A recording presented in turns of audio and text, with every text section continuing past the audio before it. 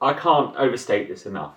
I truly view that our mental health and our general physical health, physical and psychological well-being, is greatly affected by four simple foundations.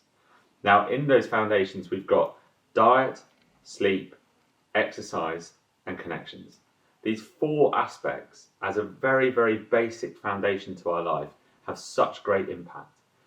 If we take diet, making sure that you're eating enough and regularly enough and getting enough, basically, fuel and energy to do the things that you want to in your day.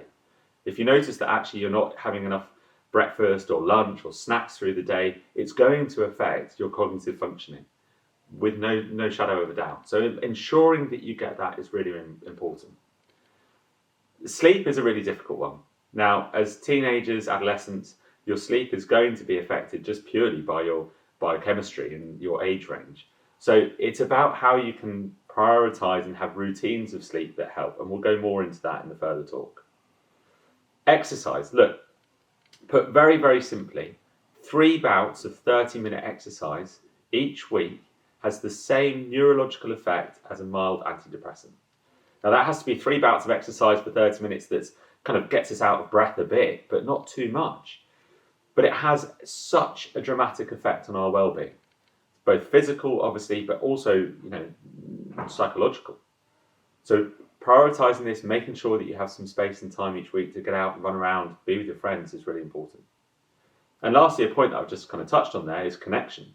So whether that's connection with people, connection with your pets or your family or your friends or the activities and hobbies that you're into, but feeling as though that you're able to give some time to those important connections in your life will again have such an impact on both the physical and psychological well-being to each and every one of us.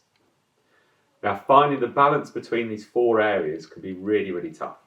And at times it might feel that the balance tilts one way more than another.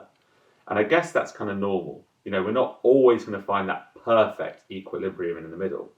But if we can, be conscious enough and aware enough in our day-to-day lives when that tilts too far one way, that we can actually do something to help rectify that and steady the ship as such.